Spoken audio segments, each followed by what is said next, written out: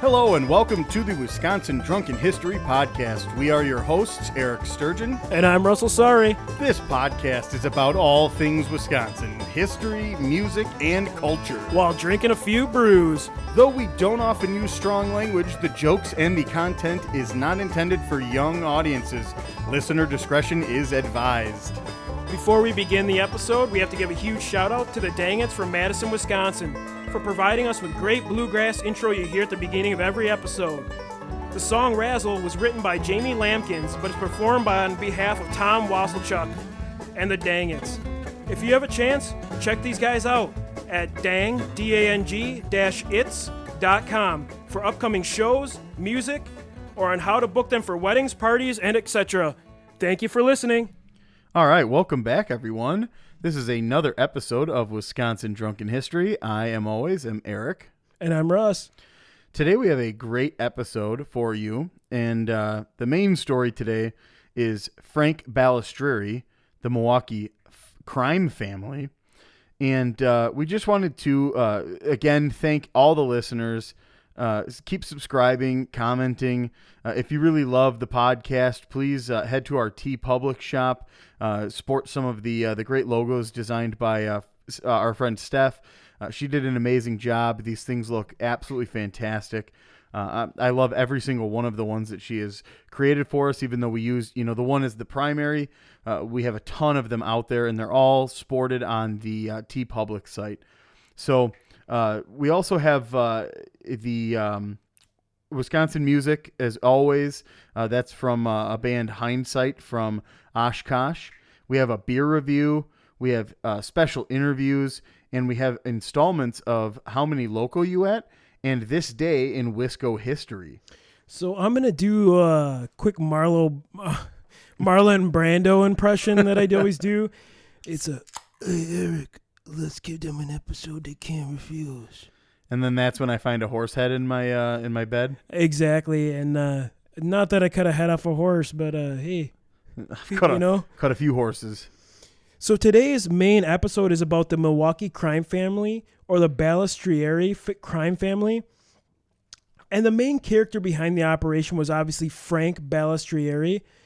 I'm sure many of you have never heard of him or the Milwaukee crime family, but like their other crime families of the time period, they live up to their reputation. Crimes including the usual skimming, gambling, narcotics, racketeering, murder, extortion, bribery, bookmarking, and loan sharking. Just keep rambling. Yeah, the huge. Yeah. The standard MO of the Mafia, if you will. They were founded in 1918 by Vito Guardalabine and ran the streets of Milwaukee in small amounts of areas like Hurley that we had in our first episode and Madison, Wisconsin. The main and central figure we are featuring in this episode is Frank, or known by many on the streets including Mr. Big, Frankie Ball, Mr. Slick, which not going to happen for this guy, I'm no Mr. Slick, and the Mad Bomber. Frank was born on May 27th of 1918. His family immigrated from Italy in 1904 alongside the infamous Bompensiero family. Bompensiero. Oh, yeah. Would go on to control the San Diego crew of the Los Angeles crime family. Balistrieri was college educated and attended law school. As a young man, he began working for the Milwaukee crime family as soon as he developed developed a reputation for arrogance, cruelty, and ruthlessness. The nickname Mad Bomber came from him using IEDs, or improvised explosive device, attached to cars and would blow up the competition. Pretty nuts. That's a pretty realistic version of that. And Eric, I know you told me about this, and I actually didn't realize how frequent the Balistrieri name appears. I know you had an apartment really close to them. Like they had a restaurant, Italian-American restaurant. There's two restaurants really close to our old apartment that don the name Balistrieri, and both great establishments. I love their pizza, and then the other one is known for their just Italian cuisine, but absolutely fantastic places. Didn't know anything about their history until you started doing all this research. Yeah, so what gave him an edge on all his successors to the Milwaukee crime family was him marrying a woman named Antonia Aliato, who was the daughter of the then boss John Aliato. He was slowly grooming him to be his successor. Frank had 2 sons with Antonina, named Joseph and John, who became lawyers to help out with the family business. He also had 3 daughters, Bendetta, Catherine, and Tammy. On December 27th of 1961, at a crime family event, Balistrieri was installed as the new head of the family to replace Aliato and became the made man. He self-proclaimed himself to be the most powerful man in Milwaukee. And after he carried out a hit on acquaintance August Palmiciano. I'm terrible with these Italian names, dude. They're tough. Parmesan, fuck this. August Palmisano. Where Frank stated he called to me to my face and they can't find his skin. The business was conducted from a table in Snug's restaurant on the Shorecrest Hotel, where he gave orders over the telephone to basically whack this guy. Whack him. Whack off. His first conviction happened in March of 1967, where he was convicted of tax evasion and was sent to the federal F Me in the Ass prison. Half-Baked reference. For those of you who don't know, it's a great movie. In Sandstone, Minnesota, where he was kept incarcerated for 2 years until his release in 1971. On March 20th, 1974, Balistrieri met with Kansas City mobster Nicholas Savelli and Carl DeLuna in Las Vegas, Nevada. During the meeting, the mobsters arranged a meeting between Balistrieri and Alan Glick, the Cosa Nostra frontman in that city. Balistrieri wanted to buy an option to purchase of some of Glick's agency called the Argent Corporation, a holding company for 4 casino resorts. Glick later agreed to sell half of the corporation to Balistrieri's sons, John and Joseph, for $25,000, which is insanely cheap. I mean, let's be honest. I mean, yeah, for sure. There's some grease happening, and that's okay. Balistrieri later claimed that he had an obligation arising from the assistance to Glick in obtaining a pension fund, committing in the amount of $62.75 million. Balistrieri was referring to the Teamsters Union Pension Fund, which was controlled by the Casa Nostra, which is messed up that, a lot of times these gangsters always cut off of the unions. Like, they always used union heads to get this money laundered into their business. Well, of course. They have to. In 1977, the FBI created a sting operation in Milwaukee aimed at Balistrieri. They sent Special Agent Joseph Pistone, working undercover in New York City as Donnie Brasco. What a normal fucking name, right? Yeah, Donnie Brasco. Hey, Donnie Brasco. Yeah, my name is Donnie Brasco. To Milwaukee to help set up a vending machine company.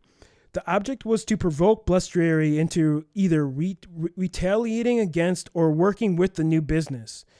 When Pistone, another FBI agent, finally met with Balistrieri to create a partnership, Balistrieri laughingly admitted that he had been getting ready to murder them, which is messed up. He almost murdered an FBI informant. I mean, he should have. I mean, he's investigating him, The only way to get rid of him is that, In 1978, the FBI named Balistrieri in the news as crime leader in Milwaukee. And soon Balistrieri and Savella were feuding over other shares from skimming operations. Finally, the 2 mobsters requested arbitration from the outfit. The results of the arrangement, as ruled by outfit leader Joseph Joey Doves and underboss John Jackie the Lackey Cerrone. Jeez, the Lackey. I just love the fact that they all have nicknames. Hey, my name's Johnny the Lackey. Demanding the outfit receive 25% tax as its cuts in the skimming operation. Balistrieri blamed Frankie Lefty Rosenthal. Lefty. Do you think he tugged with the left? I think he's probably either that or he throws weird or something. I don't know. Maybe he played pool with his left hand. I'm Frank the Lefty. What do you want from me, man? Frank the Lefty was the outfit representative at the Stardust Hotel. For Balistrieri's problems in Las Vegas, in 1982, Rosenthal narrowly averted death in a Las Vegas car bombing that was attributed to Balistrieri. So these are all the convictions that Balistrieri faced. In September 1983, Him and his two sons were indicated on charges of skimming over $2 million in unreported income from the Fremont Hotel and Casino and the Stardust, which are both well-known casinos. And he was also convicted on extortion and bookmarking charges, and this was declared innocence. As he told the press, "The first time I heard the word mafia was when I read it in the newspapers." On May 30th, 1984, Balistrieri was sentenced in Milwaukee to 13 years in prison and fined $30,000. His sons were convicted of extortion, a vending machine business. Dude, a vending machine business. Well, I mean, you know that all that is for laundering, and that's it. I For mean, sure. There's no reason to have that. And they each received 2 years for that. In September 1985, Balistrieri was tried in Kansas City, Missouri, with 8 of the associates for skimming an estimated $2 million of the gross income of the Argent Corporation, as mentioned before. Federal prosecutors further accused Balistrieri of skimming and unreported income and distribution in organized crime figures in Kansas City, Chicago, Milwaukee, and Cleveland.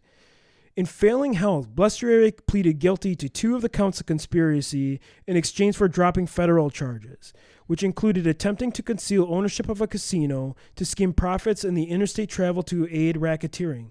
He also attempted to shield his sons, John and Joe, from any charges, which is normal. I mean, if my sons were in trouble for me... Yeah, exactly. You kind of just take the hit for them. You know? You're going to take it.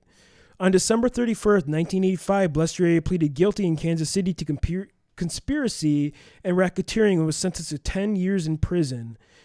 And not a very good charge to have against yourself in the mafia biz. Close to achieving a seat on the ruling Mafia Commission in New York, Balistrieri was thwarted by his prison sentence, which really stinks for him because he could have been the made man. Yeah. On November 5th, 1991. Yeah, for sure. On November 5th, 1991, Balistrieri was released early from federal prison due to his poor health. In December 1992, Balistrieri was admitted to the St. Mary's Hospital, which we all know and love in Milwaukee here, actually, which is nuts. He had colon cancer, and on February 7, 1993, Frank Balistrieri died, and the operation eventually was passed on to the Chicago Crime Syndicate. And he was just an interesting guy. He was from Milwaukee. You don't get to hear about Milwaukee mobsters too much. We always hear about Chicago, and Al I think Capone, Babyface. You got John Dillinger. Yep. This the standard Chicago normals, and it's nice to hear from Milwaukee. I just think that the story of the Balistrieris might be sort of unknown because we see the name around the city just about everywhere. Mr. B's, or that's Bartolotta. Never mind, not Balistrieri. But Balistrieri has, those at least 2 restaurants right on Blue Mound, and their name is kind of tossed around as this restaurant Italian family and stuff. And to sort of understand maybe a little bit behind the closed curtain, that sort of ended in 1993 with Frank's death is kind of neat to just know the history and a little bit behind the scenes, and kind of uncovering a darker side of Wisconsin's and Milwaukee's past for sure. So that has been our segment and our edition main story for today's episode. And now for today's local music segment, we have Hindsight. So yeah, this band is located in Oshkosh. Their name is Hindsight, and they just released their latest album called Are We Rolling? And this was another band that we kind of put a feeler out. We were looking for some music where, we didn't want to get low on bands. So we kind of put a feeler out there. We got a really cool local bands that kind of hit us up. And I really love this one. They have a really good alternative vibe, and it honestly reminded me of like the 90s Gin Blossoms, kind of. They had the Guff sound. Collective Soul. Honestly, too. I grew up and the Guffs were like the band. Smile, they had Crash Into Me, just really cool bands. And actually, Ryan, the bassist, sent us the email, and we are really happy to play this stuff. It's really good. I recommend you check them out. And without further ado, here's their song, Our Town, from Hindsight.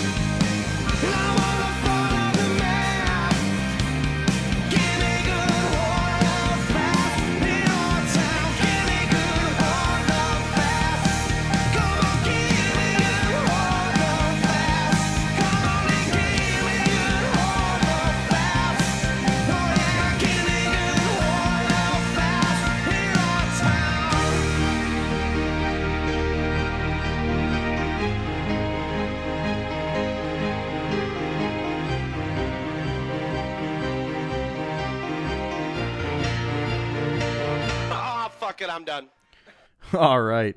Again, that was our friends Hindsight, and that was the song Our Town. We now have another edition of How Many Locos You At? And this one sucks, man. I mean, it's something we've all done. We've all drinking the beer on the lawnmower. Exactly. So here it is. Yeah. So this man was convicted of his 4th drunk driving offense. He was riding his lawnmower, and his argument was his Husqvarna was really more of an all-terrain vehicle or an ATV than a motor vehicle. That difference would have triggered a little bit of a lighter penalty, but his argument didn't cut it at the Court of Appeals, so therefore they ruled it to be just a standard motor vehicle. So this was in 2017. An Oneida County Sheriff deputy was called, and a 64-year-old who had an active warrant was at a tavern in Pine Lake. So when the deputy got to the area, he saw Schroeder driving a lawnmower down a street in Rhinelander, where he used to own the marina and the RV business. Man, that's so the deputy activated his emergency lights, but Schroeder didn't stop until he drove into a condominium area and then onto the grass and even through some trees. So he just kept going and kept going and kept going. He didn't stop. You know what really stinks about that is we've all driven not an ATV, but a lawnmower with a beer. You know what I mean? And we've all been close to the road mowing the lawn, where it's like we all probably could have got the ATV on that. Right. And honestly, he's using this to drive to the bar. That's the biggest issue here. We don't condone that. If you're in your yard and you're having a couple beers while you're mowing your lawn, I don't think there's any issue here. But as soon as you take it out onto a public road and you start using it as your vehicle of transportation, I think there's an issue here. There's no reason for you to do that. The only reason that there is if you're criminally thinking that this is going to be different than a drunk driving offense. Yeah, it really does suck for this guy. I always be careful when I'm on the road because when I mow the lawn, mowing stinks here in Wisconsin. It's really humid in the summer, so I always have a beer with me. I never touch the road top because I never want to get the DUI for drinking a beer and driving my tractor. But how many locals do you think this guy's at? I kind of feel bad for this guy, honestly. Yeah, so he denied drinking, and he blamed his condition on prior brain surgery. A blood draw got the results of 0.119, so he's a little over the 0.08 level here. So, in my opinion, we're looking at a 1 loco, or a 4 loco rather, one can of loco. Yeah. Or about a can and a half. So we're maybe looking like between 4 and 6 loco tops. Like he's feeling good. He has a little energy, but at the same time, he's still a little buzzed where he probably shouldn't be on the lawnmower. Honestly, I feel bad for this guy. I think a 6 loco is appropriate, but I really do feel bad for this guy because I really feel for him.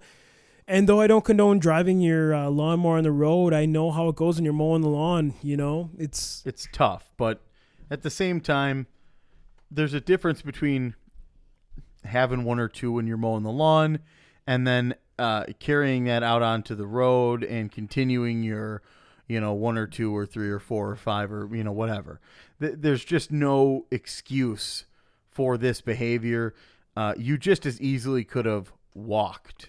And that's where I think the 1.5 can does come in. Because 1 can, you're feeling good.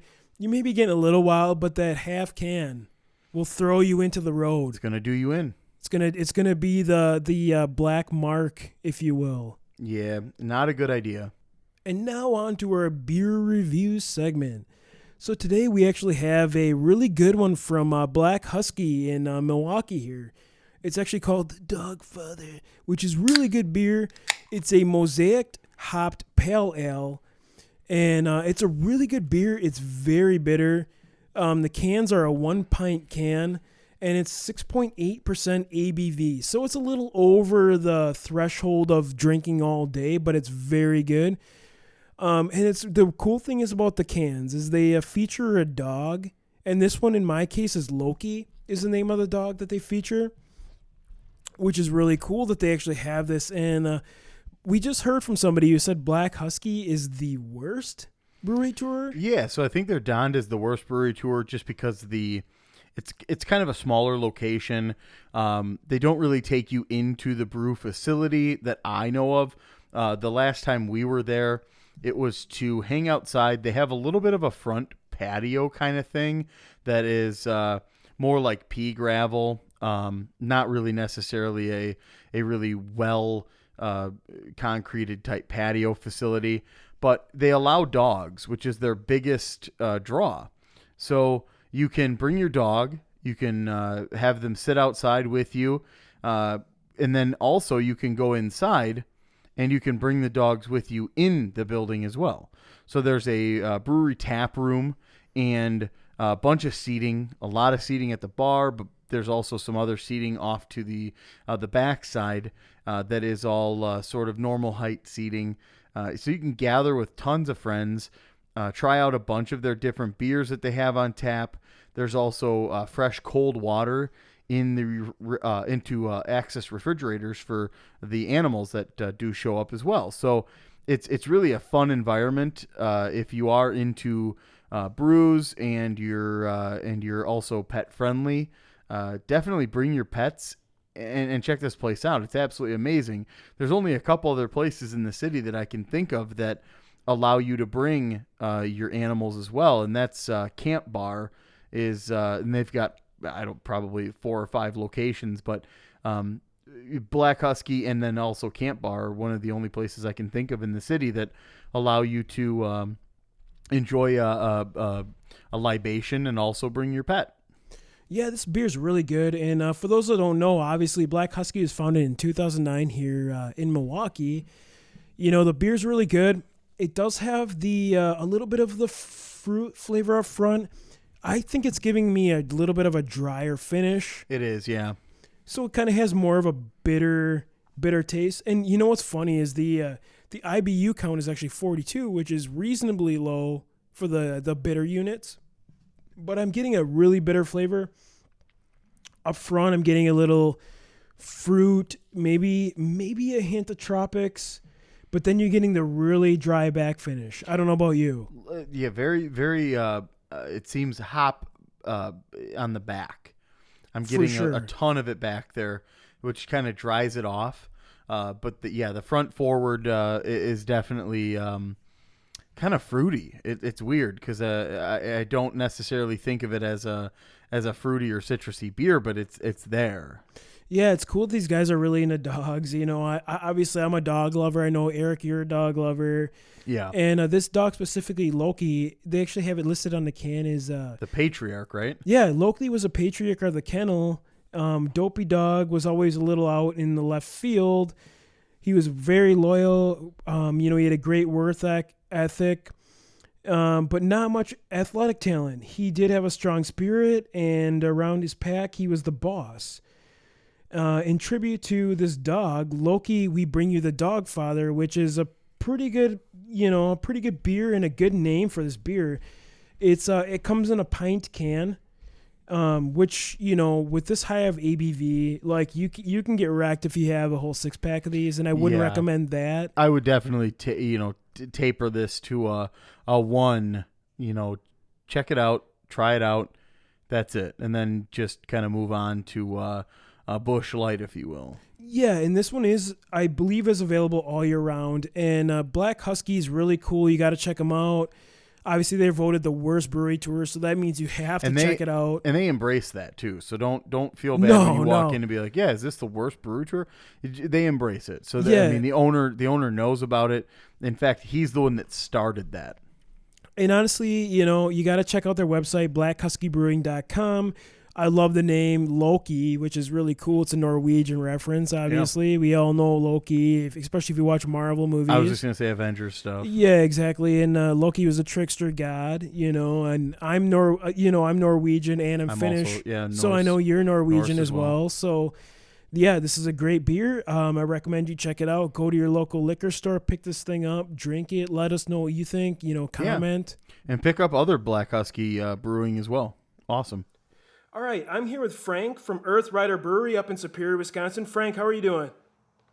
I'm doing well. How about yourself? Not too bad. So, can you give us a little bit of information about the brewery, who you are, maybe a little history of the brewery, any new brews or events coming up? I know with COVID things are kind of weird, so. Yeah. My name is Frank Kazuga. I'm the director of brewing operations for Earth Rider. We've been open for almost 3 years now. We're making beer. We started brewing in September of 2017, and we've been busy. It's been a busy summer, which has been really exciting. COVID, this spring was really difficult, as it was for most breweries, with not having any draft sales. But people are still thirsty, and they're going out and buying cans of beer, which has kept us really busy, which has been awesome. So new beers that we have coming out soon. We just came out with our current seasonal is our Royal Bohemian Pilsner, which is our seasonal for July and August, which is a great German-style Pilsner, light German lager, plenty of crisp, noble hops in there. And then in the fall, in September, we'll be coming out with our Fest beer, which is a popular beer. To me, it's the perfect beer for fall, cooler weather, a little bit maltier, a little bit stronger than a light lager. So a couple new things coming out. We're playing around more with our hazy IPA recipe, our claw top hazy IPA, which we're looking to put into cans sometime in the coming months. Still working on a plan for that, but just playing around with some different hop combinations and basically pouring it at our tap room here in Superior, and seeing what people think and kind of tweaking it from there, which has been pretty fun. Yeah, it's always fun experimenting. I know one of the hops I'm really into. Have you ever tried the Galaxy hop? Yeah, Galaxy's a great hop if you could find it. That's just it. I think it's kind of like a brand name, so it's kind of hard to get it. It is, and it's an Australian hop, and they don't really have much acreage for growing hops down there. It's not like the Pacific Northwest in the U.S. where they're expanding like crazy in Idaho right now, so they're able to grow a ton of Citra between the Yakima Valley and Idaho. But if they wanted to grow more Galaxy, they would have a hard time trying to figure out a way to do it. So, I know I've made some single malt hop. I also like the Citra, and obviously the Mosaic is a go-to. Yep. But yeah, absolutely. Can you give us a little history about the brewery? I know we always drive past it going down to there, and it looks like an old building. It's pretty neat. Yeah, so some history about the building. We're in a really old part of Superior, right by the waterfront, and so this building that we're in, that the brewery's in, was actually built. I'm trying to remember.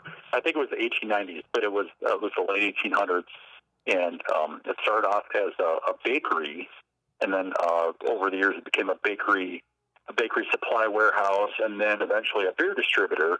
And it was a beer distributor for decades before they decided to sell off their brands, and this building became available. And our founder, Tim Nelson, took a look at it, and I came in and took a look at it and decided it would make a great brewery space, which it certainly has. That's awesome. And yeah, I know with COVID things have been weird, but it looks like you guys are still kind of doing events with, obviously the social distancing and everything, which is great. Yeah, we're really fortunate because our tap room is actually called the Cedar Lounge, which is confusing some people because it's a separate building from the brewery, but there's a field in between them. And the Cedar Lounge actually was a tie house for the Northern Brewing Company, which closed in 1967 in Superior. It was the last production brewery opened in Superior.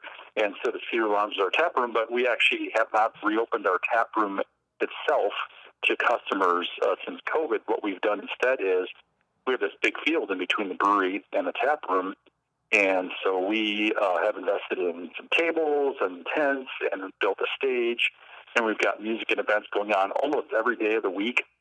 And as long as the weather's nice, which it has been this summer, people are able to come out and have beer in a really safe, social distance outdoor environment. Oh, that's great. I know it's always hard to find something to do nowadays with this stuff going on, and yeah, we always make our trip, and I've actually had a few of your beers. Unfortunately, I've only had the Superior Pale Ale, the Valhalla Ale, and the Stony Point, which are all awesome. I mean, it's a must go to. Oh, thank you. Yeah, I always Yeah, recommend it. Anyone going down Highway 2, you just follow that around. You guys are like right there. yeah, it's hard to miss us. Yeah, it's really cool. It's a great place to go. Thanks. And I was going to ask you too, brewery tours. I know you guys do offer them. Are you guys still doing brewery tours? We are not. We haven't reopened the brewery to the public, so we're not doing any tours yet at this time, and we're having to, constantly reevaluate that in the light of what's happening with COVID-19. But as of right now, we are not doing tours, unfortunately. Okay, and I did see on the website you guys do a virtual tour, which is perfect. Yeah. It's kind of cool that companies are doing this now. At least you can still kind of, you can't go out, but at least you can see, what you're missing. Yeah, exactly. So you get somewhat of a feel for the building and what we're about. Exactly. Awesome, Frank. And before I let you go, obviously we always ask our guests, how Wisconsin are you? And I know you are from Wisconsin, so I can't wait to hear your responses. Well, I live in Wisconsin. I've lived in Wisconsin for about 15 years now, and I went to college in southern Wisconsin years ago. So, all right, I've spent a good time in Wisconsin. Yeah, so I'm sure you've done probably all these things, especially if you went to college here. So the first question I got for you: have you ever eaten a squeaky cheese curd? Absolutely. Yeah, and it's great. A lot of people miss out because they don't get the fresh, what actually squeaks on your teeth. They always get the cheap stuff from like a gas station. Yeah, or a grocery store. It seems like you really have to go to the source to get the real one. Yeah, exactly. Have you ever been tailgating at a Brewers, Packers, or a Badgers game? I have not. You have not. Yeah, I know. No. Up north, you don't get a chance to get down as much. I know for us, we always go to some of the Minnesota games, obviously when the Packers are playing up there, and it's hard to get tickets here. Yeah, I bet. It's a huge. When you guys spend $250 on a ticket, it's kind of like, I don't know. Have you ever hit a deer? I have, yes. So being from the Northwoods, have you ever seen a black bear? Oh, yeah. Yeah, we see them pretty regularly. Yeah, it's weird. A lot of people say they haven't, but obviously I don't even, I go up to visit our family. We're Scandinavian, so a lot of our family lives up there, and you don't see Scandinavians too much in the south of the States. So, and I've seen them multiple times, and I'm not up there that often. Yeah, they're pretty common, especially in the fall and in the spring. It seems like they're out and about a lot.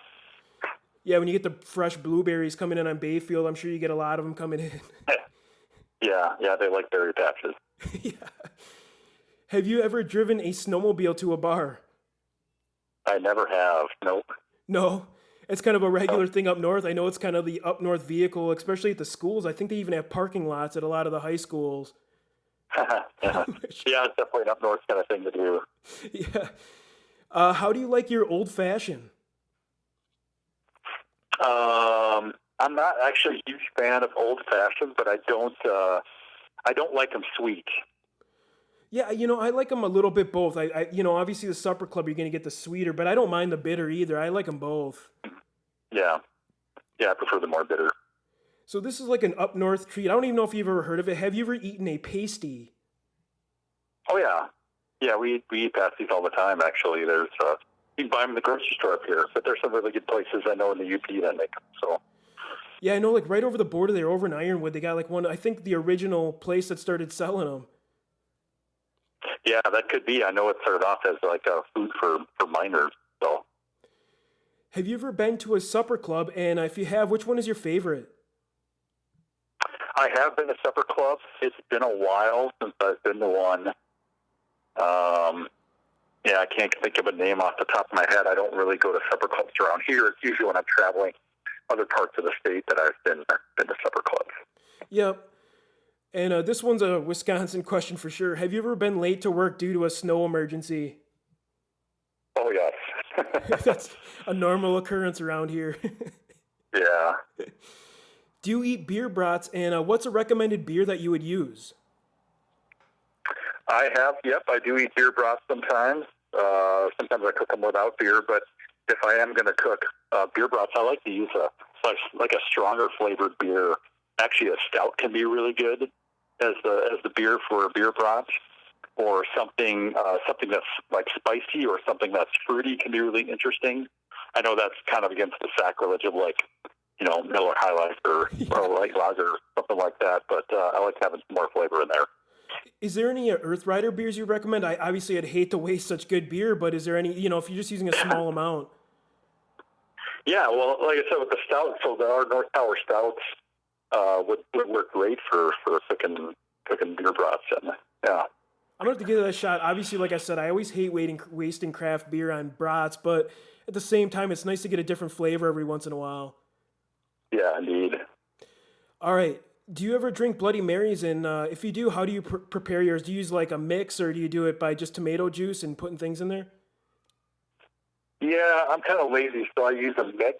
But sometimes I'll add some extra spice if it's not spicy enough, either some horseradish or some hot sauce. And definitely like to load it up with lots of goodies, cheese curds, as you mentioned before, and sausage sticks and celery.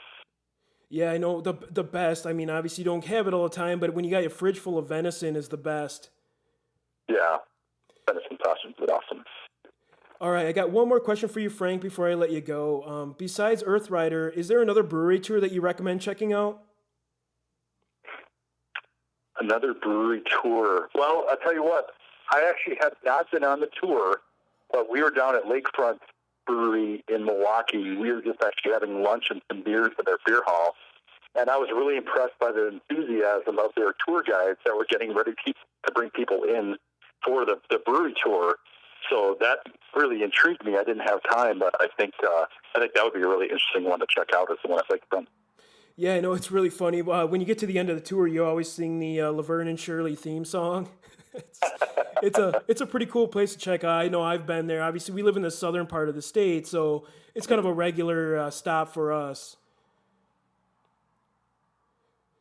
But Frank, before I let you go, I just want to say thank you again, and hopefully we can make it up there and actually bring you some koozies and just talk beer with you one of these days. Yeah, that would be awesome. You're always welcome. Sounds good, Frank. Thanks for talking with us. You have a good day. Thanks, you too. All right, bye. All right, that concludes this episode of Wisconsin Drunken History Podcast. If you enjoyed this vulgar display of Wisconsin, we recommend you subscribe via SoundCloud, Apple Podcast, Google Play, Spotify, Stitcher, and TuneIn. Also, leave us a review on any one of those above-mentioned sites, and we can read one at the end of every show. Follow us on social media, and feel free to reach out, especially if there is a piece of history or weird news you'd love us to share or research, as well as highlight some local artists or music. Our website is projectcapestudio.com. I'd also like to thank my friend and past coworker, Steph Skiback, for providing us with awesome podcast cover art, as well as the Dang It's for intro and outro music, and all of you for listening. As always, Watch out for deer on the way home.